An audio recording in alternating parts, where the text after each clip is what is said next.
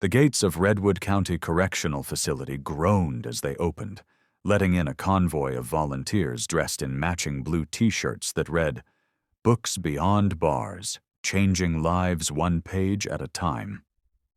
Among them was Daniel Price, 35, founder of a successful publishing company and one of the program's biggest donors. He didn't usually attend the facility tours, but this time was different. Something had pulled him here. He walked through the metal detectors, past rows of locked doors and watchful eyes, until they entered the women's unit library. The air was thick, not with fear, but with silence. Inmates sat scattered at tables. Some watched the visitors. Others kept their heads down. Daniel moved toward the table near the back, placing donated books in a small stack. That's when he saw her. Sitting alone, hands folded, a worn denim jumpsuit hanging loosely from her shoulders. Her hair streaked with gray, but her face, it couldn't be. He blinked, took a step closer. The woman looked up, and for a brief second, her expression didn't change. Then her eyes widened, just a little. And Daniel froze. "Marissa?" Her mouth parted slightly. "Daniel?" she whispered. His heart thundered in his chest. "Marissa, it's really you." She stood slowly, tears already welling up. The woman who once tied his shoes, packed his school lunch, and sang lullabies to him when his parents forgot, was now standing behind prison walls. They sat across from each other in the visitation room, a glass barrier between them that felt heavier than concrete. Daniel couldn't stop staring. How did this happen?" he asked, voice barely above a whisper. Marissa looked down at her hands, those same hands that once wiped crumbs from his face and folded his shirts with care. "It's a long story, mijo," she sighed. "After your family moved away, I tried to start fresh. I opened a little cleaning service. Things were okay for a while. But then my sister got sick, really sick. The hospital bills kept coming, and I made some desperate choices." She looked up, eyes heavy with shame. "I took a job cleaning for a man I didn't know well. Turned out he was laundering money. I didn't touch a dollar of it, but I signed paperwork. And they said I was involved." Daniel shook his head slowly. "You went to jail for that?" "7 years, she nodded. 3 more to go." There was a pause. "I wanted to write to you," she added, voice cracking. "But I figured you'd forgotten me. You had your life, your success." Daniel leaned forward, eyes misty. "I never forgot. You were the only warmth in that house, Marissa. My parents were always gone. But you raised me." She smiled, tears now running down her cheeks. "You were always a kind boy." "And you were always more than the help," Daniel said. "You were my family." A silence filled the space between them. But it wasn't awkward. It was full of memories, full of pain, and now, possibility. Because Daniel wasn't going to walk away this time.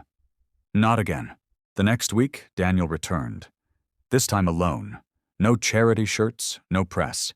Just him, and a file folder clutched in his hands. Marissa was escorted into the visitation room, her eyes lighting up when she saw him again. "You came back." "I told you," Daniel said. "I'm not leaving you here." He opened the folder. Inside were printed emails, legal papers, letters of character reference, even a notarized statement from a former employee of the man who had been laundering money. "I hired an attorney, one of the best. He's already started looking into your case. There's a possibility you could qualify for a resentencing petition. You were manipulated, Marissa, and now we're going to prove it." Marissa stared at the papers, her lips trembling. "Daniel, I don't have anything. I can't pay for this." "You already did," he said softly. "You paid with your kindness, your love, and the years you gave me when no one else did." Her voice cracked. "I don't deserve this," "You deserve everything," he replied. In the weeks that followed, Daniel visited regularly. Sometimes they talked about the case. Other times they just sat and laughed about old memories. The time she helped him build a science project out of toothpicks, the silly bedtime songs she used to hum, how she made grilled cheese better than any restaurant ever could. The lawyers filed the petition. The prison board reviewed her record. Spotless. Not one infraction. Years of good behavior. Volunteer hours in the prison library, and the judge finally scheduled a hearing. As she walked into court, shackled but proud, she glanced into the audience. There was Daniel, front row, wearing the same kind of smile he had at age 7, when he ran into her arms because his parents forgot to pick him up from school. This time he was the one waiting for her. When the judge read the final decision, the courtroom went completely still. Effective immediately, Marissa Delgado is to be released under time served, with her conviction vacated pending a full investigation. The sound of the gavel echoed, but all Marissa could hear was the rush of breath leaving her chest, years of fear, guilt, and shame finally letting go. She turned slowly to the gallery. Daniel was already standing, eyes filled with tears. He didn't clap. He didn't cheer. He simply opened his arms. And as the bailiff removed her shackles, Marissa ran straight into them, just like he had years ago when he was a forgotten boy needing warmth.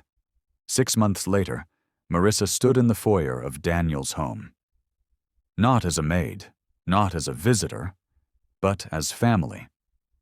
He had offered her a position as Director of Community Outreach at his publishing foundation, helping formerly incarcerated women re-enter society through mentorship, housing, and jobs. "I don't want charity," she told him at first. "This isn't charity," he replied. "This is justice. This is home." Marissa's name was soon printed on the foundation wall, beneath a single sentence. For the woman who gave without asking and finally received what she always deserved: freedom, dignity, and love. And every time someone asked Daniel why he did it, he just said, "Because she saved me before I knew I needed saving.